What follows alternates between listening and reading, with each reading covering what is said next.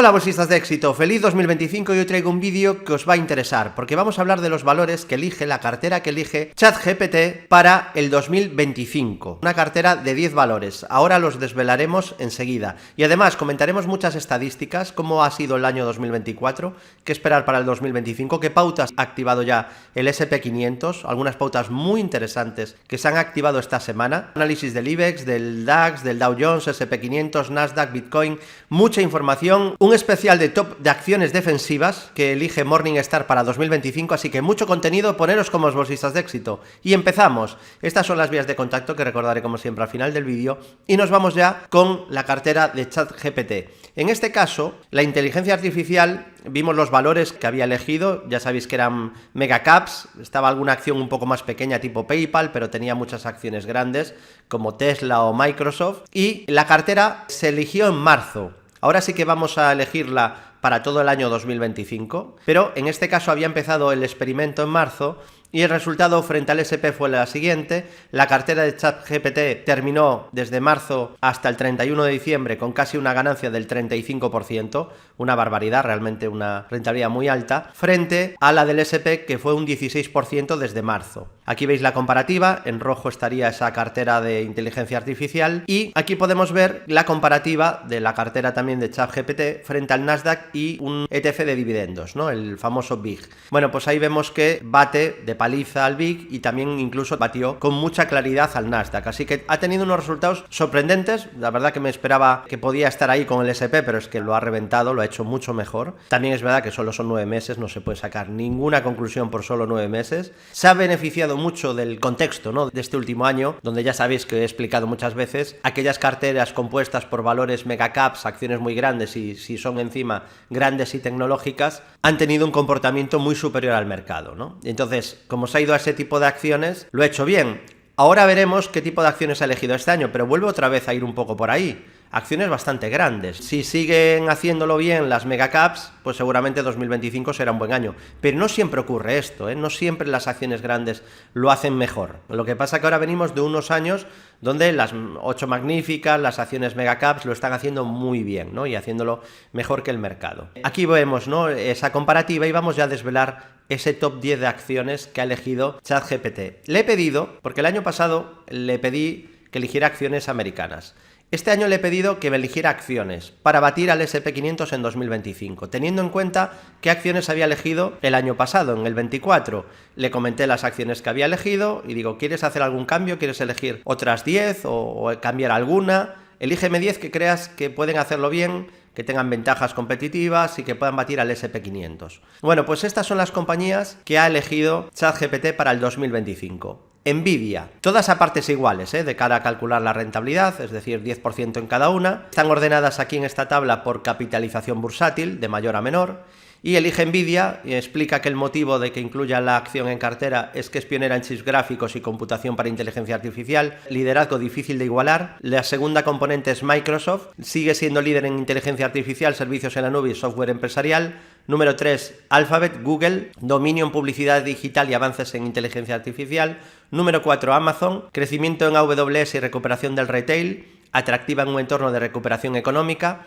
Número 5, Tesla, repite, que fue una de las que más contribuyeron a la rentabilidad el año pasado. Continúa liderando en vehículos eléctricos y energías renovables, innovación clave. Número 6, Taiwan Semiconductor, clave en el sector de semiconductores, beneficiada por la creciente demanda global en inteligencia artificial. Número 7, Berkshire Hathaway, exposición a sectores diversos y gestión de calidad, aporta estabilidad a la cartera. Número 8, United Health Group, que viene de una caída importante, exposición al sector de salud, una industria defensiva con potencial de crecimiento a largo plazo.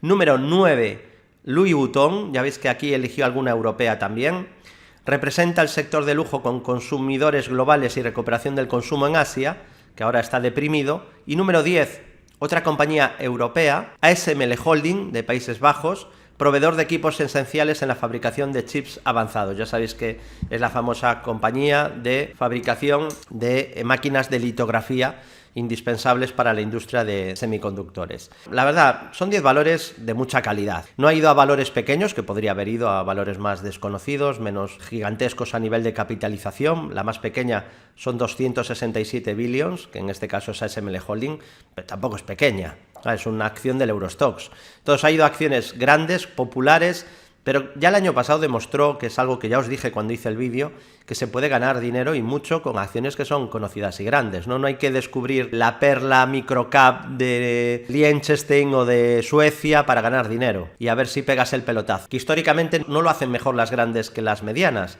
o que las pequeñas, pero estos últimos años sí que está siendo así, ¿no? Y bueno, pues esta sería esa cartera de 10 acciones que ha elegido ChatGPT y veremos si bate al mercado o si lo hace bien, qué resultado tiene en el año 2025. Si efectivamente cae mucho la bolsa, estas acciones lo van a hacer mal, porque son acciones líderes en el mercado, que pesan mucho, que tienen mucho peso. Es decir, en un año negativo del S&P, esta cartera no tendrá fácil escapar de los números rojos. Va a tener bastante correlación, yo creo. Pero puede hacerlo mejor, como fue en el año pasado 2024. Y os pregunto, ¿qué rentabilidad crees que logrará esta cartera ChatGPT en el 2025? Te leo ahí abajo en comentarios. Y hoy os traigo un nuevo top de acciones elaborado por Morningstar del sector de consumo básico. La semana pasada os traje del sector salud y os traigo este top 26 acciones del sector de consumo defensivo. Vía Morningstar ha seleccionado estas compañías para el 2025. Nos saldría la número 1, Ambev, están por orden alfabético, Luego estaría AB InBev, la compañía famosa esta de bebidas, de cervezas, British American Tobacco, Brown-Forman, que estas de bebidas que está muy deprimidas como el sector en general, Clorox, de bebidas alcohólicas sería Clorox, que es de limpieza, productos desinfectantes, Coca-Cola FEMSA, que en este caso creo que es la embotelladora de México, Colgate, sobran presentaciones, Constellation Brands, alimentación, Costco, supermercados, minorista, Diageo, este también es de bebidas, muy deprimida, al igual que decíamos de Brown-Forman, Imperial Brands, que tiene marcas, creo que también tiene tabaco y tiene marcas de consumo, Kenvue, que es un spin-off de Johnson & Johnson, McCormick, Mondelez, Nestlé, Pepsi, Philip Morris, Procter & Gamble, Reckitt Benckiser, Cisco, The Campbell's, Estée Lauder, Hershey, Unilever y Walmart. Hay algunas que están en horas bajas, ¿no?, en esta lista, la verdad. Entonces veremos si hay recuperación en estas compañías. Entiendo que las ha visto baratas Morningstar y por eso están seleccionadas, ¿no? El caso de Brown-Forman, que cayó mucho, y el de Diageo también, el de Nestlé, que lleva una caída bastante dura. Pepsi ha caído ahora un poquito, pero bueno, caídas duras también las ha tenido, por ejemplo, Estée Lauder o Hershey, ¿no?, con la subida del precio del cacao. Y vamos a analizar una de estas compañías, en este caso la suiza Nestlé, que es un caso interesante para aprender mucho, ¿no? Y a mí me gusta intentar aportaros valor y que podéis aprender de estos vídeos. Esta es una compañía que a nivel de ingresos está bastante estancada, ¿no? Ahora mismo 91.000 millones en los últimos 12 meses y viene de hacer aquí casi 90.000 en el 17, es decir, que han pasado 8 años, ingresa lo mismo prácticamente. De hecho, ingresa prácticamente exactamente lo del 2018. Y claro, han pasado muchos años. Esto no es positivo. Luego, a nivel de beneficio neto, vemos que también un poco más de beneficio que en el 2018, pero vamos, no mucho más. Ha habido aquí años de buen crecimiento, pero la cosa se empezó a torcer mucho a partir del 21, a nivel de beneficio, y a nivel de ingresos, pues ya veis que el pico lo marca en el 22, pero está ahora por debajo del nivel de 2019, por ejemplo, a nivel de ingresos, con lo cual no está ni en máximos de ingresos ni en máximos de beneficio y está un poquito estancada. Se espera ahora que puede crecer un poco, pero tampoco hay un gran crecimiento por delante para los próximos años. Y es una compañía, eso sí, por aquí buena noticia, que no diluye a los accionistas, incluso recompra acciones, va retirando acciones de circulación y falta le hace, le viene bien, que impulsa un poquito, le vale de motor del beneficio por acción. Es verdad que tampoco es una recompra agresiva, el beneficio por acción que aún así tampoco está en máximos, 4,27 en los últimos 12 meses, cuando en el 21 hizo 6,06 o en el 20 hizo 4,29, un poquito más, o en el 19 4,30, un poquito más que ahora, ¿no? Y han pasado más de 5 años. Pasando un bache en Nestlé, ¿no? Muy estancada en los últimos tiempos. ¿Qué ha pasado con Nestlé? Que venía de un PER muy alto, llegó a estar a PER 27, que para una compañía que crece y que es de calidad está bien, pero claro, acabamos de ver que es una compañía que no crece. ¿Qué ha ocurrido? Pues que ha tenido una contracción del múltiplo.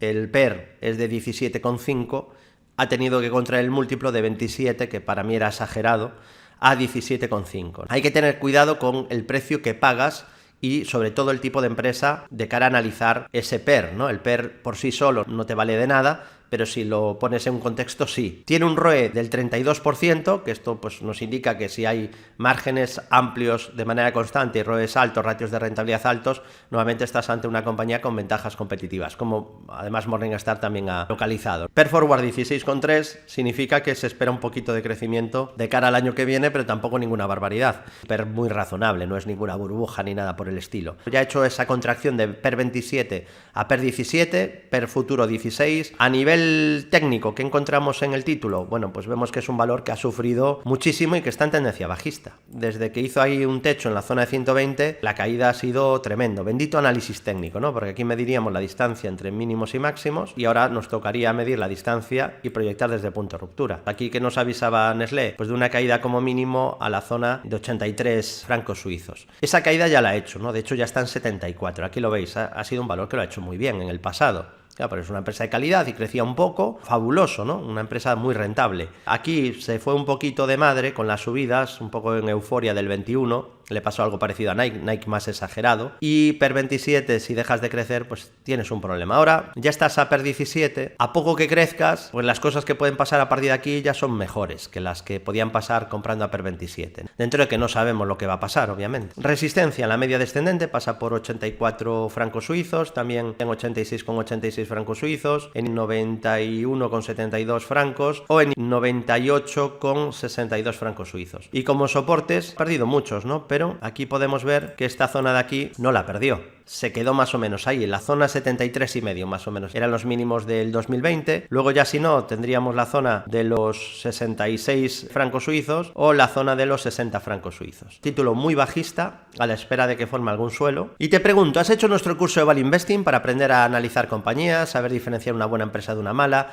conocer los principales ratios en los que te tienes que fijar, ratios financieros, también los 3 estados financieros, la cuenta de resultados, el balance o el estado de flujo de efectivo, dónde buscar información gratuita de las compañías para analizarlas, toda la información en nuestro curso de Value Investing. Te dejo toda la información para que aprendas con nuestro curso ahí arriba a la derecha. Además te daremos un mes de acceso gratis al centro de traders, servicio de bolsa más completo en lengua hispana. Así fue la semana en Wall Street. Ahí vemos que el viernes cerró muy bien, ya era hora porque no hemos tenido ese buen momento de rally de Navidad en el mercado y bueno, pues al menos este viernes ha cerrado bien con subidas el mercado, solo cayó materiales básicos y en la semana, aunque realmente son los últimos 5 días, bien energía, bien utilities y todo lo demás en negativo, ¿no? Porque venimos de unos días bastante flojos, ¿no? Aunque este viernes la verdad que el mercado ha reaccionado bien. Y ha habido cambios en la encuesta WWE de inversores, de sentimiento. Podemos ver cómo ha aumentado el número de neutrales y ha disminuido el número de alcistas. Se mantiene el de bajistas, así que esto es positivo porque nos vamos metiendo un poco más en pesimismo, ¿no? Ligero pesimismo de momento, pero ya no estamos ni siquiera en zona neutral. Y eso es bueno, ¿no? Se ha purgado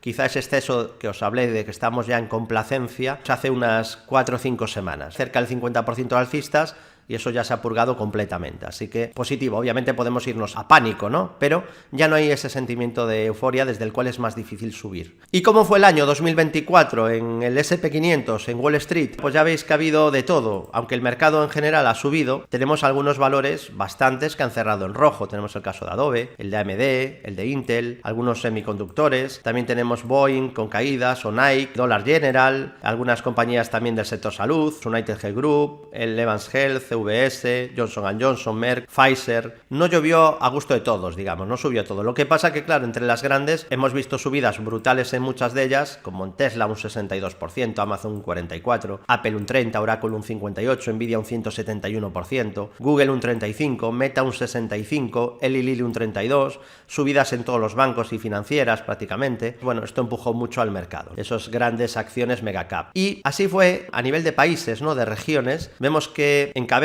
la rentabilidad el Nasdaq con casi un 26% de subida, el S&P un 25%, el Hang Seng un 22%, el índice de Hong Kong, Canadá un 21,7%, Japón un 21%, España un 20%, claro, aquí está incluido la rentabilidad por dividendos, Italia un 19%, Alemania un 19%, China un 18%, en general el CSI 300, Dow Jones un 15%, el Dow peor, el índice de Australia un 12,7%, la India un 10%, Reino Unido un 9,6%, Suiza un 7,5%, Francia nada, plano, un 0,9% y Brasil caídas del 10%. Pero claro, esto está sin contar la divisa. Vamos a compararlo ahora con la rentabilidad en dólares. Y aquí cambia la cosa y vemos más regiones. Lidera Argentina. Ojo a la Argentina de Milei con subidas del 63,5%. Muy buen año para la bolsa argentina. Luego tenemos Israel, 34,5%, el SPY, el SP500 un 25%, Singapur un 22%, Perú un 22%, Malasia un 20%, China un 17,7%, Taiwán un 17,2%, el mundo en general 16,2%, ahí pesa mucho la bolsa americana, Emiratos Árabes un 15,3%, Turquía un 13%, Canadá un 12%, Kuwait un 11%, Italia un 10%, Alemania un 9%, Grecia un 9,5%, bueno, Alemania casi un 10%, India un 8,6%, Sudáfrica un 7,3%, Japón un 7%, Reino Unido un 6,8%, España un 5,8%, Qatar un 5,2%, Colombia un 4,7%, Austria un 4,1%, EAFE un 3,3%, la región, la eurozona son un 2,3%, Países Bajos un 1,7%, Austria 1,6%, Bélgica un 0,2%, Hong Kong plano, Arabia Saudí menos 0,2%, Filipinas menos 1,4%, Irlanda menos 1,6%, etcétera, etcétera, hasta llegar ahí a México y Brasil los farolillos rojos. Y ojo, Francia en dólares, menos 5,6. Cambia porque aquí está en dólares, ¿vale? De ahí los cambios por si alguien puede tener alguna duda. Y aquí vemos los precios subjetivos para el SP500 por parte de la banca de inversión de cara al 2025. Y aquí podéis ver algo muy interesante, que es cómo ha evolucionado el precio del SP y los beneficios y también el múltiplo, el PER. Entonces, estamos ahora a un nivel de PER muy alto, PER 25, de los últimos 12 meses. ¿Ha estado alguna vez por encima? Sí, de hecho no hace tanto, en el 2020 llegó a PER 30. Claro, porque el beneficio se deprimió y se esperaba que luego iba a recuperar, como así fue. Y luego hemos tenido también un poco por encima aquí en el 98 y en el 99. Pero normalmente no está el PER del SP, como veis, no suele estar tan alto. Aquí hay que tener un poco más de cuidado con la valoración. Salvo que los beneficios crezcan mucho, puede haber decepciones. Incluso con el beneficio creciendo, como no crezca mucho, podemos estar ante un año débil del SP, mediocre o incluso puede que malo. Y no pasaría nada, la bolsa no sube en vertical. Y la bolsa es cíclica, igual que la economía.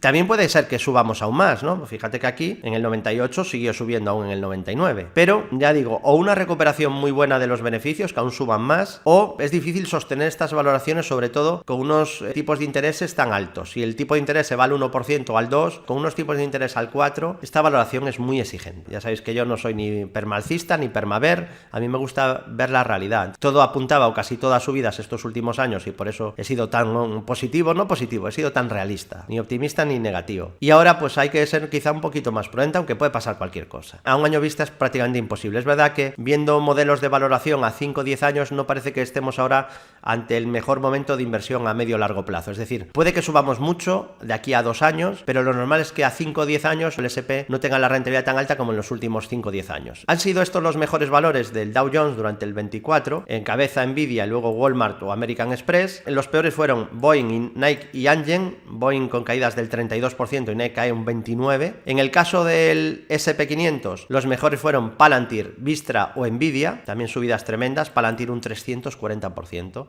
Vistra un 261% o Nvidia un 171%. Si os parece, vemos alguno de estos gráficos. Vamos a ver los de Nvidia por liderar el Dow y el de Palantir por liderar el SP500 durante el 24. Vamos a empezar con un análisis técnico de Nvidia, que ha cerrado la verdad bien esta semana. Bueno, ha habido algo que no me gustó mucho, que era la pérdida de este soporte. Había riesgo ahí de que pudiera corregir más, aunque bueno, ya sabíamos que la media era una zona de soporte interesante y está cerca de los máximos históricos. Tiene objetivos alcistas a medio plazo, tiene muy buen aspecto a medio plazo. Tiene estructuras por impulsos Fibonacci activadas que hemos ido marcando en nuestro centro de traders, así que lo más probable es la continuidad de subidas y claro, quedaría el camino libre para seguir subiendo si supera esos máximos históricos, que los tiene cerca en $152,89. Soporte clave, el primero es la media, que de momento no la ha perdido. Ya veis que las últimas veces que ha tocado la media ha salido apoyada como un resorte, ha funcionado impresionante la media como zona de soporte en las últimas ocasiones. Vamos a ver si ahora ocurre otra vez lo mismo. Y luego tendría también soportes en los $126,86, $100,94 o $90,68. Y vamos a ver ahora Palantir, que bueno, ha sido sorprendente. Además, es increíble cómo los valores donde más se califican de burbuja luego son los que más suben, ¿no? Pasó con Amazon, pasó con Apple, pasó con Tesla y está pasando con Palantir. Bueno, tiene resistencia en niveles de 84,79, máximos históricos. Primer soporte en los 68,07, en el gran hueco de continuidad alcista que dejó en 41,08 Y luego quizá pues también podemos medir niveles FIBO de la última subida y vemos que la zona 61.8 pasaría por 45 y el primer FIBO por zona de 60. Bueno, valor como veis muy fuerte, ha sido impresionante la subida que ha tenido en el año 2024. Empresa, eso sí, que descuenta mucho crecimiento desde los niveles actuales, es decir, si no creciera muchísimo tendría un serio problema Palantir. Y los peores del SP este año: Walgreens Boots Alliance con caídas del 61%, Intel menos 59% o Moderna menos 58%, ¿no? Realmente, como veis, no ha subido todo. Tenemos aquí una lista de valores muy conocidos que lo han hecho muy mal en el 2024. Ha sido un año donde ha sido muy importante seleccionar las compañías porque no todo ha subido. De hecho, el SP equiponderado ha subido, creo que es un 13%. Si tú compras una cartera con todas las acciones del SP, el resultado sería más 13. ¿Por qué ha subido tanto el SP? Porque las acciones que más pesan aún han subido más. Pero la media de las compañías no lo ha hecho tan bien, ¿no? Esa también es la realidad de lo que ha ocurrido en el 24. Somos más de 78.000 ya en YouTube, así que de verdad muchas gracias a todos por vuestra confianza. Like si te gustan estos vídeos, déjame un comentario y compártelo con amigos o familiares en redes sociales para ayudarnos a que el algoritmo no nos castigue mucho, ¿no? Así que empezamos ya con pautas. Hemos tenido el peor final de año desde 1950, porque hemos caído en las últimas 5 sesiones del año. Desde Navidades, pues el mercado, el SP lo hizo muy mal. Y vemos que el SP, después de 3 días seguidos de caídas, que los ha tenido a final de año, y esto no es muy habitual, solo había pasado, como podéis ver aquí, en el 66, 78, 86, 93, 16 y este año. ¿Qué esperar a una semana vista, 2 semanas, 3 semanas y un mes? Esta es una estadística de Subutrade y vemos que a una semana subidas de media del 2,84%, ya está empezando a ocurrir, por cierto, está rebotando algo desde ahí. 2 semanas después, subidas del 4,49%, fijaos que ha subido siempre, 2 semanas después, también una semana después, 3 semanas después también ha subido siempre, con una subida media del 5,64%, y un mes después ha subido siempre, con una subida media, que esto es una barbaridad, es casi un año de rentabilidad, un 6%. Bueno, pues 6,24% ha dado esta pauta históricamente. Esto no quiere decir que ahora no vaya a cortar la racha. De las 5 anteriores, las 5 había subido una semana, 2 semanas, 3 semanas y un mes después. Estadística que creo que era muy interesante para traeros, y también lo es esta, que vemos cuando termina el SP el último día del año y el primero también del año nuevo con caídas. Esto ya ha sido más habitual, como veis aquí, desde el año 1930, están señaladas ahí en el gráfico con ese triangulito amarillo. Vamos a ver qué ocurre a un mes, a 3 meses, a 6 meses y a un año, ¿vale? Para no centrarnos en el muy corto plazo. A un mes subidas del 2,6%, o sea que no es ni tan mal, ¿no? A 2 meses subidas del 2,3%, a 2 meses ya no es tan bueno, a 3 meses solo sube 0,6%, hay cierta debilidad ahí a corto. A 6 meses 4,4%, que ya recupera un poco, y a un año 6,4%, que es bastante debilidad, es peor que lo normal, aunque la mediana es 9,6%, que más o menos es la media. 65% de los años positivos, eso sí. Es una lectura bastante mixta. No es tan malo el cerrar mal el año y empezarlo mal, pero cierta debilidad, sobre todo ya lo veis a 3 meses, no es muy halagüeña esta pauta. Y aquí podéis ver esta interesante sobre el SP500, que es lo que ocurre cuando tienes 5 días seguidos con caídas del SP, que los hemos tenido, y sin embargo está por encima de la media de 200 sesiones, incluso un 5% por encima de la media de 200 sesiones. Cuando esto ocurre, que ya digo, acaba de ocurrir otra vez, y aquí está señalado las veces que ha ocurrido, podemos ver que la rentabilidad mediana es del 1,5%, con 69% de los datos positivos. A 3 meses la rentabilidad es del 3,6%, con 76% de los datos positivos. A 6 meses 5,2%, con 78% de los datos positivos. Y a un año 9,7%, con 77% de los datos positivos. Es una lectura un poquito mixta, más o menos la media del mercado. Y os presento el sistema algorítmico del centro de traders de flujo de capitales del Nasdaq y vemos que lleva una rentabilidad tremenda, más del 15% desde el 2007, y el último año, 2024, pues con ganancias enormes. Ha sido un muy buen año, 31%, faltan unos días creo aquí para contabilizar el final del 24, pero bueno, resultados impresionantes en el 24 que se unen a los resultados increíbles del 23, que ahí cerró con ganancias de casi el 40%, 39,9%. Vemos que además es un sistema que aunque tiene sus drawdowns, ya veis que no gana siempre, en el año 2011 perdió un 15%, en el año 2022 perdió un 14,9%. Y ya veis que hay muchos meses que termina negativo el sistema. Pero aquí abajo podéis observar cómo el Nasdaq es mucho más volátil. Aquí lo veis en rojo. Los drawdowns del Nasdaq frente a la volatilidad, a los drawdowns que ha tenido el sistema, que son menores, o sea que gestiona el riesgo y encima lo hace mejor que el mercado. Un sistema muy interesante. Y como siempre digo, es que es importante que sigáis un método y un sistema y que no improviséis. Porque tú compras un valor o compras un índice y no sabes luego cuándo venderlo si no tienes un sistema. Aquí sí, hay unas reglas claras, dan señal de entrada y dan señal de salida. Incluso también hay momentos donde se va a quedar en liquidez gestionando el riesgo.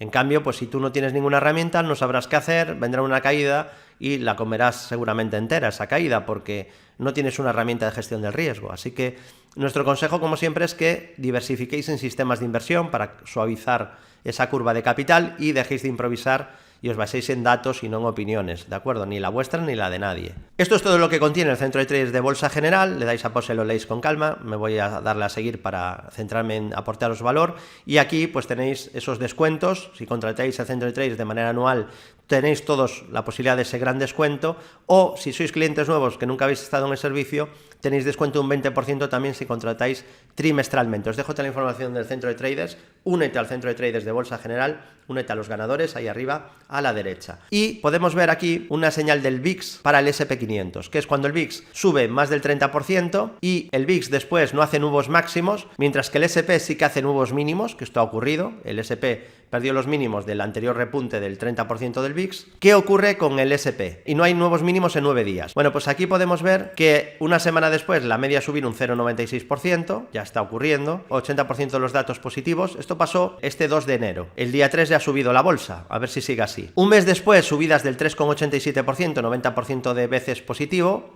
solo una vez negativo de las que ocurrió. 3 meses después, subidas del 7,78, 90% de los datos positivos y ojo, a un año vista, esto es una buena señal la que ha dado el VIX, porque 12,30% de subida media, es por encima de lo normal, y todos los datos han sido positivos hasta ahora. Veremos si en este último dato, lo sabremos el 2 de enero del 26, también es positivo. Pronto sabremos lo de una semana después. Es interesante, pero vámonos a otra pauta, en este caso la pauta del ciclo presidencial, pero desgranada por trimestres, porque ya la hemos visto alguna vez de manera anual, pero ahora por trimestres podemos ver que este primer trimestre, el nuevo ciclo presidencial, no suele ser muy bueno. Subida media de solo un 0,1%, así que en este caso no empuja ahora mucho a la bolsa el ciclo presidencial estacional, ¿no?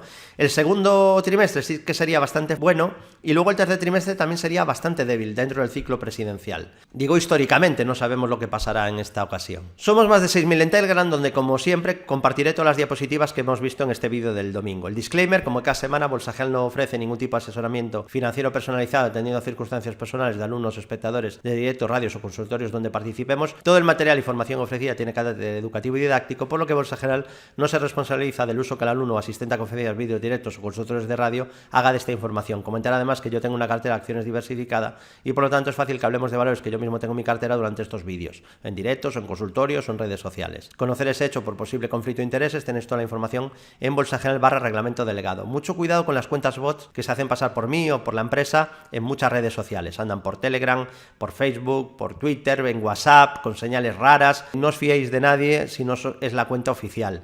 Nuevamente se sabe porque hay algún cambio en el nombre, o si te están vendiendo humo, pues no somos nosotros, ¿de acuerdo? De hecho, no tenemos grupo de WhatsApp, ¿vale? Que creo que por ahí hay estafadores haciéndose pasar. IBEX 35 consolida dentro de tendencia alcista, parece que se intenta apoyar en la media 200, la zona clave es ese soporte horizontal 11.295 para corto plazo, y luego tendría los 10.298.